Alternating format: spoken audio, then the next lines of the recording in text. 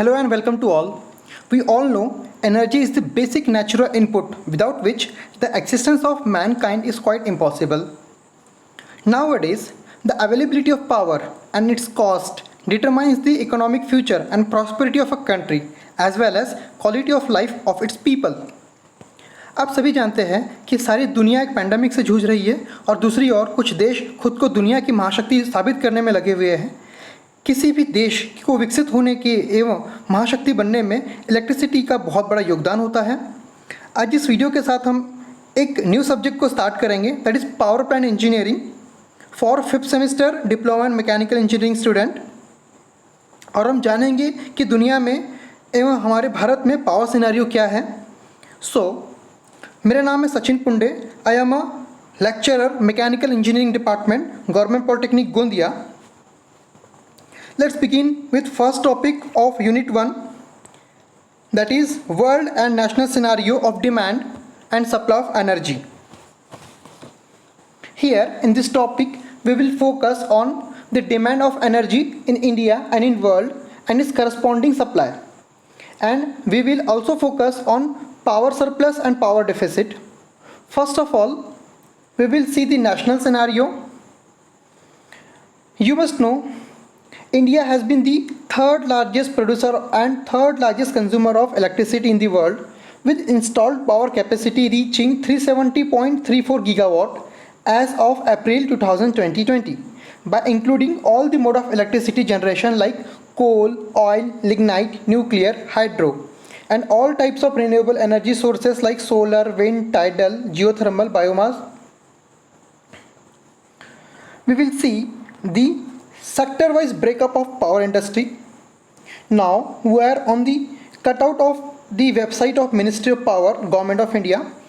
इस वेबसाइट की लिंक मैंने अपने रेफरेंस में दे दी है, तो आप वहाँ से रेफ़र कर सकते हैं।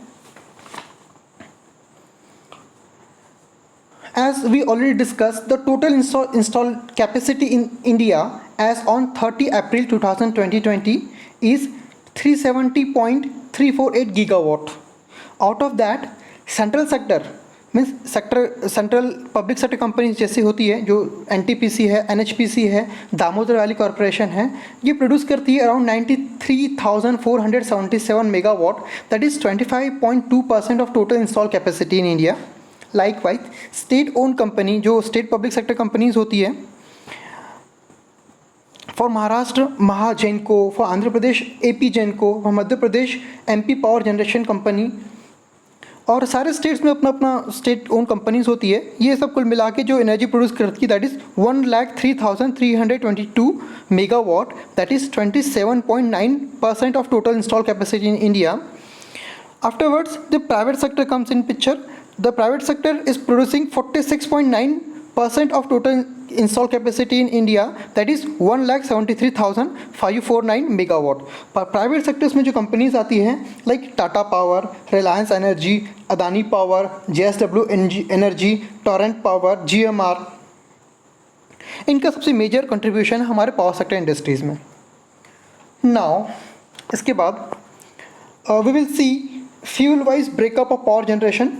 इन this total thermal contribution around 62.8%, that is 2,30,600 megawatt. इसमें आप देख सकते हैं कि जो कोल का जो कंट्रीब्यूशन है दैट इज़ मेजर है, जो हमारे यहाँ पे 54.2% की इलेक्ट्रिसिटी प्रोड्यूस करता है, दैट इज़ 1,98,525 मेगावाट।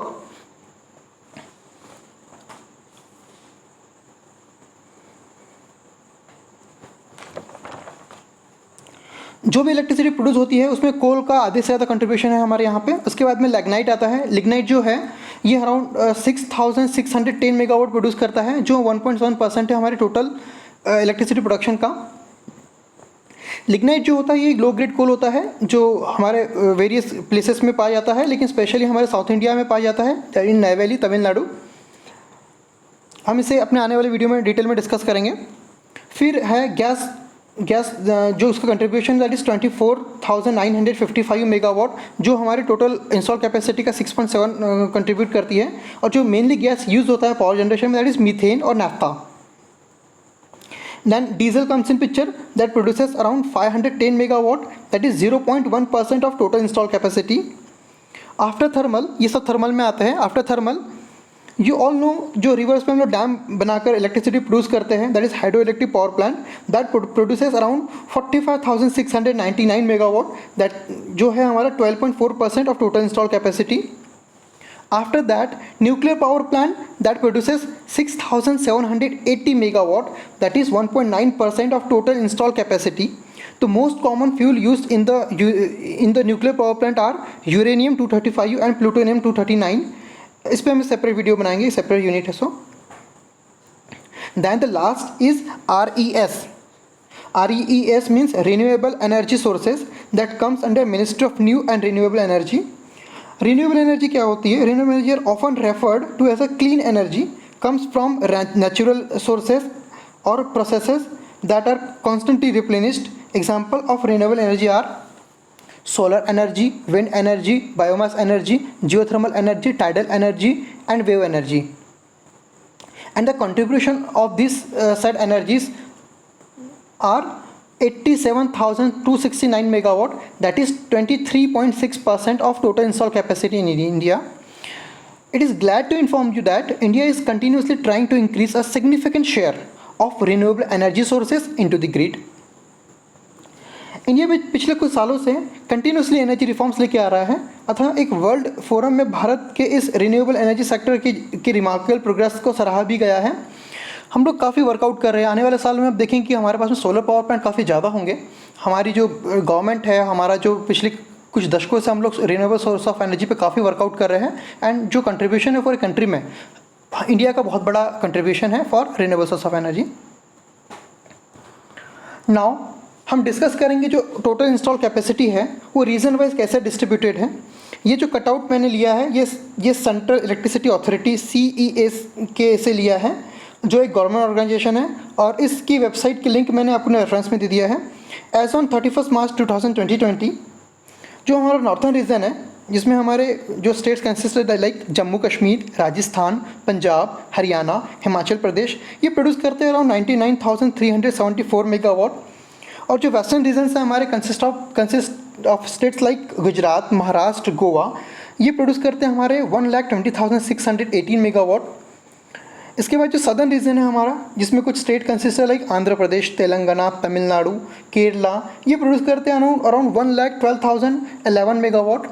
जो ईस्टर्न रीजन है हमारा, इसमें जो स्टेट्स आते हैं वो है बिहार, झारखंड, उड़ीसा, वेस्ट बंगाल, ये प्रोड्यूस करते हैं around 33,521 megawatt. North eastern region जो है हमारे लाइक असम, अरुणाचल प्रदेश, मणिपुर, मेघालय, मिजोरम, नागालैंड, त्रिपुरा, जो 7 सिस्टर्स हैं हमारी, ये प्रोड्यूस करती है 4,523 मेगावाट. एंड लास्टली जो आइलैंड्स हैं हमारे इंडिया में, जो अंडमान निकोबार है, लक्षद्वीप है, ये प्रोड्यूस करते हैं 58.24 मेगावाट.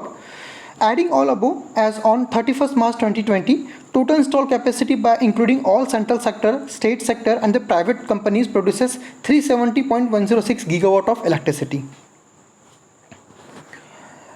अब इंडिया इतनी एनर्जी प्रोड्यूस तो करता है, लेकिन कंज्यूम कैसे करता है? तो देखते हैं out of 370 gigawatt majority of electricity कैसे कंज्यूम होती है. सो जो 49% है ये इंडस्ट्रियल सेक्टर में यूज़ होता है. जो बड़ी बड़ी इंडस्ट्रीज़ होती है, जहाँ पे बड़ी बड़ी मशीनरीज होती है, इक्विपमेंट्स होते हैं, वो इलेक्ट्रिसिटी पे वर्क करते हैं, एंड वहाँ पे मेजॉरिटी ऑफ इलेक्ट्रिसिटी कंज्यूम होती है. इसके बाद जो सेक्टर है दैट इज़ ट्रांसपोर्टेशन सेक्टर्स. अब जानते हैं कि हमारे इंडिया में मेजरली अब इलेक्ट्रिक ट्रेन चलती है, जो मेजॉरिटी ऑफ इलेक्ट्रिसिटी कंज्यूम करती है. उसके बाद अभी हमारे पास इलेक्ट्रिक बसेस है, इलेक्ट्रिक कार्स है, जो अराउंड 22% ऑफ इलेक्ट्रिसिटी कंज्यूम करते हैं, जो हमारे इंडिया में प्रोड्यूस होती है. इसके बाद में जो सेक्टर है हमारा रेजिडेंशियल एरिया है, जो हमारे घर पर जो बिजली आती है वो अराउंड 10% कंज्यूम करती है. हमारे एग्रीकल्चर सेक्टर्स जो है, जो अराउंड 5% इलेक्ट्रिसिटी कंज्यूम करते हैं. इसके बाद में जो अदर्स में जो 14% इलेक्ट्रिसिटी आती है, जो मिसलेनियस इलेक्ट्रिसिटीज़ है, ठीक है, जो कमर्शियल सेक्टर्स है लाइक मॉल्स है, थिएटर्स है, एंड जो ट्रांसपोर्टेशन एंड डिस्ट्रीब्यूशन लॉसेस है, जो थेफ्ट है, ये सब आ जाता है 14% में. नाउ इसके बाद we will discuss the performance of conventional power generation in our country from 2009-10 to 2020-21. here year is given from 2009 to 2020. Here energy generation from conventional sources is given in billion unit. आप लोग जानते हैं कि जो electricity हमारे घर पे आती है वो उसकी यूनिट होती है, मतलब 1 यूनिट 2 यूनिट हमारा इलेक्ट्रिसिटी कंज्यूम होता है। 1 यूनिट का मतलब होता है किलोवाट आवर। अगर हम बिलियन से उस यूनिट को मल्टीप्लाई कर देंगे तो the unit comes as billion unit. And जो लास्ट कॉलम है इसमें जो दिया हुआ है परसेंट ऑफ ग्रोथ, कि हम जब कंपेयर करेंगे लास्ट ईयर हमारी इतनी 100% इलेक्ट्रिसिटी प्रोड्यूस हो रही है, इस बार 100 यूनिट इलेक्ट्रिसिटी प्रोड्यूस हो रही है, इस बार 120 हो रही है, तो मतलब 20% हमारी इलेक्ट्रिसिटी में ग्रोथ आया है। तो उसी प्रकार से हम कंपेयर करेंगे 2009-10 से 11-12 तक के, तो 2009 to 10 में हमारे यहाँ पे 771.551 बिलियन यूनिट इलेक्ट्रिसिटी प्रोड्यूस हुई थी, जो 2008-9 के कंपेयर में 6.6% ज़्यादा थी। उसी प्रकार से 10-11 में 5.56% इलेक्ट्रिसिटी की ग्रोथ हुई थी, और वैसे ही हमारी ग्रोथ बढ़ती गई है 8%, 4%, 6%। और अभी हमारे रिसेंट ईयर में जो इलेक्ट्रिसिटी की जो ग्रोथ है लास्ट ईयर से 18-19 से अगर कंपेयर करते हैं तो सिर्फ 0.26% ग्रोथ हुई है, और जो हमने इलेक्ट्रिसिटी जनरेट करी है दैट इज़ 1252.611 बिलियन यूनिट। और जो हमने इस बार टारगेट रखा है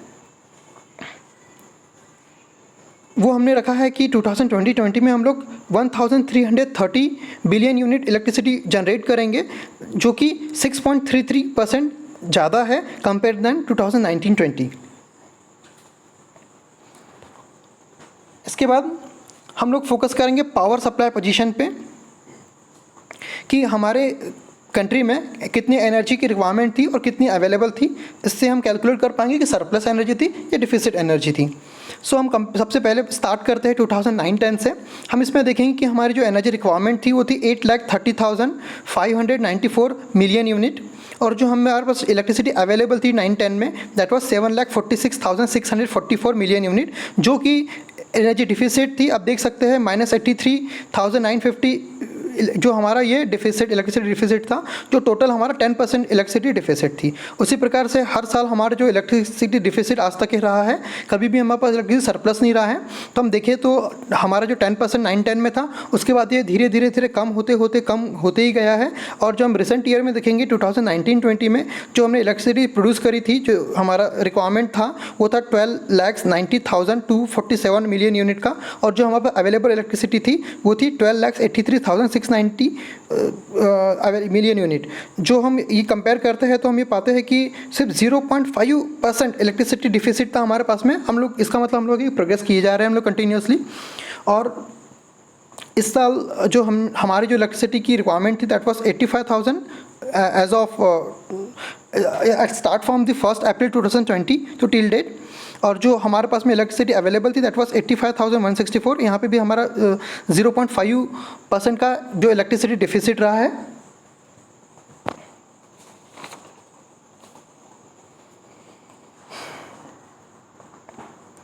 सो एज हम इलेक्ट्रिसिटी के सेक्टर में हम लोग प्रोग्रेसिव किए जा रहे हैं, हमारा डिफिसिट एक दिन पूरा ज़ीरो हो जाएगा और हमारे पास जो इलेक्ट्रिसिटी होगी that is surplus in nature.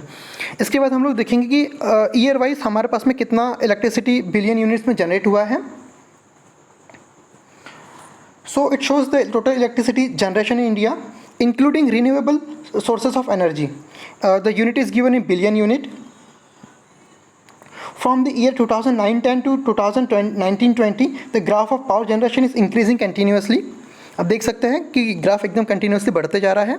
हम 2009-10 में हमारी इलेक्ट्रिसिटी थी 805.4 बिलियन यूनिट, जो कि बढ़ के 2019-20 में 10 साल में इलेक्ट्रिसिटी बढ़ गई हमारी 13.89.1 बिलियन यूनिट। अब देख सकते हैं जो सेकंड ग्राफ है इसमें परसेंट ऑफ ग्रोथ दिखाया है।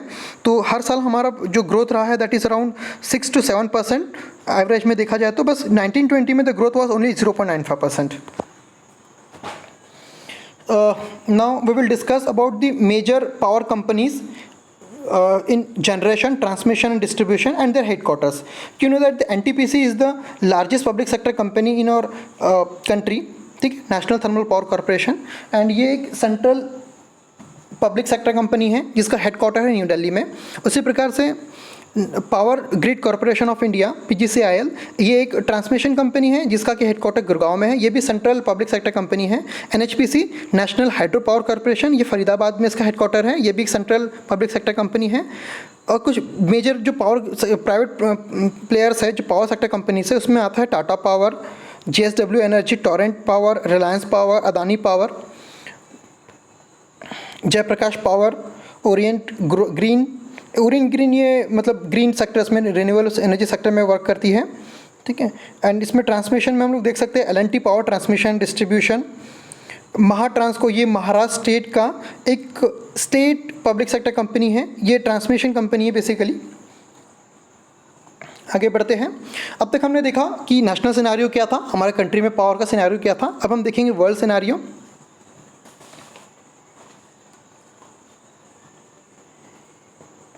Here we are on the web cutout of IEA, international energy agency. ये एक एजेंसी है जो दुनिया भर के एनर्जी सेक्टर का लेखा जोखा रखती है। यहाँ आपको सारी कंट्रीज़ का डाटा मिल जाएगा, वेरियस एनालिसिस मिल जाएंगे, और ये भी बताएगा कि कौन से देश में क्या पॉलिसीज़ है एनर्जी को लेकर। वेल, हम लोग इस वेबसाइट के कंट्री सेगमेंट में हैं जहाँ इंडिया के बारे में बता रहा है। Energy demand in India is growing rapidly with major implication for the global energy market. As we already discussed, India is the third largest producer of energy. So इसका implication global energy market में होगा ही, क्योंकि हमारी जो energy की requirement है continuously rapidly बढ़ती जा रही है, और हमारी जो पॉपुलेशन है that is 1/6 of the world population. So हमारा एनर्जी का रिक्वायरमेंट हम पूरे वर्ल्ड के एनर्जी सिनेरियो पे अफेक्ट करेगा। The government of India has made a remarkable progress in providing access to electricity and clean cooking while implementing a range of energy market reform and integrating higher share of renewable energy source into the grid. देखो, ये आगे कहता है कि India ने एक अच्छा progress किया है रिन्यूएबल एनर्जी सेक्टर में, एंड अच्छी पॉलिसीज़ डेवलप की है एंड उसे इम्प्लीमेंट भी की है, एंड भविष्य में भी करते रहेगा। आप नियर फ्यूचर में देखेंगे कि इंडिया के एनर्जी सेक्टर में रिन्यूएबल एनर्जी का एक मेजर स्टेक होगा। हम बहुत ज़्यादा रिन्यूएबल एनर्जी पे फोकस कर रहे हैं और हम इसे इम्प्लीमेंट करेंगे, और जो आज हमारा 23% है ये हम इसके कंटिन्यूसली इंक्रीज़ की करेंगे। और जो अंडर जो प्रोजेक्ट है, बहुत सारे प्रोजेक्ट, सोलर प्रोजेक्ट हमारे अभी अंडर डेवलपमेंट में है। जब ये इंस्टॉल कैपेसिटी में आ जाएंगे तो एनर्जी रिन्यूएबल एनर्जी का हमारे कंट्री पे बहुत ज़्यादा कंट्रीब्यूशन होगा। That is good thing.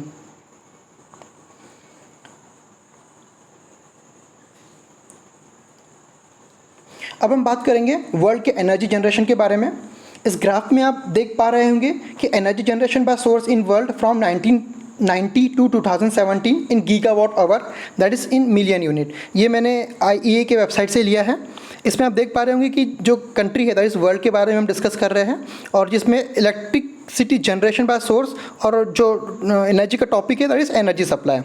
इसमें आप देख पा रहे होंगे कि coal having its major contribution of electricity production over the world around 10 lakhs million unit in the year of 2017, followed by natural gas produces 6 lakhs million unit, then hydro produces approximately 4 lakhs million unit, and then nuclear, oil, wind, solar, biofuels, tidal, geothermal comes, and all are produces the electricity around the world that shows in this graph. अब देख सकते हैं कि कैसे हमारे यहाँ पे सबसे ज़्यादा कोल, नेचुरल गैस, हाइड्रो, न्यूक्लियर, उसके बाद में ऑयल स्लोली डिक्रीज होते जा रहा है, और विंड का जो इलेक्ट्रिसिटी जनरेशन कैपेसिटी बढ़ते जा रहा है, जैसे सोलर का ही बढ़ते जा रहा है। सो ये हमारा पूरे वर्ल्ड का सिनेरियो कि कौन से फ्यूल से हमारे पास में कितनी इलेक्ट्रिसिटी जनरेट होती है। इसके बाद here we are on the cutout of yearbook.innerdata.net। इसकी लिंक भी मैंने आपके रेफरेंस में दे दी है। It shows global energy statistical data of the year 2019. According to this website, China is the largest producer of electricity of 7,092 terawatt hour, followed by USA that is 4,429 terawatt hour, and then comes our country India that produces 1,643 terawatt hour, followed by Russia, Japan, Canada and so on. If we talk about energy consumption, here also China comes on top, consumes 6,167 terawatt hour, followed by USA, that is 3,971 terawatt hour, and again on third largest consumer is India, that consumes 1,243 terawatt hour, followed by Japan, Russia, South Korea, and Canada, and so on. Here in this slide we can see global energy consumption by fuel type. ये 2015 का data है. Liquid fuel जो है like हमारे diesel, HFO, LDO, petrol, इसका 33% contribution है total energy production in the world. जो कोल जो है, कोल से हमारे पूरे वर्ल्ड में 28% की इलेक्ट्रिसिटी प्रोड्यूस होती है. इसके बाद में जो नेचुरल गैस हमारी है, मीथेन, नाफ्ता, इसका 22% कंट्रीब्यूशन है. रिन्यूएबल एनर्जी जो है लाइक सोलर, विंड, टाइडल, इसका 12% कंट्रीब्यूशन है. और जो न्यूक्लियर पावर प्लांट्स हैं, इनका 5% कंट्रीब्यूशन है टोटल वर्ल्ड की इलेक्ट्रिसिटी जनरेशन में. इसके बाद हम देखेंगे global energy delivered by sector. जो भी इलेक्ट्रिसिटी वर्ल्ड में प्रोड्यूस होती है उसका अब कंजप्शन कहाँ कहाँ पर है. तो पूरे वर्ल्ड में बात करें तो अराउंड 55% जो इलेक्ट्रिसिटी वो इंडस्ट्रियल सेक्टर में कंज्यूम होती है. और जो ट्रांसपोर्टेशन सेक्टर से हमने जो डिस्कस किया है, ट्रेन्स में, बसेस में, जो भी इलेक्ट्रिक ट्रांसपोर्टेशन सिस्टम होता है, इसमें हमारा अराउंड 25% इलेक्ट्रिसिटी कंज्यूम होती है. जो रेजिडेंशियल सेक्टर्स होते हैं, जैसे कि हमारे घर में जो इलेक्ट्रिसिटी आती है, वहाँ पर अराउंड 12.6% इलेक्ट्रिसिटी कंज्यूम होती है. और जो कमर्शियल सेक्टर्स होते हैं, जैसे कि मॉल्स है, थिएटर्स है, यहाँ पर अराउंड 7% ऑफ इलेक्ट्रिसिटी कंज्यूम होती है. ये कुछ रेफरेंसेस है जो मैंने रेफ़र करके ये अपना प्रेजेंटेशन डेवलप किया है. You can refer it. Thanking you. God bless you. Stay safe, stay tune.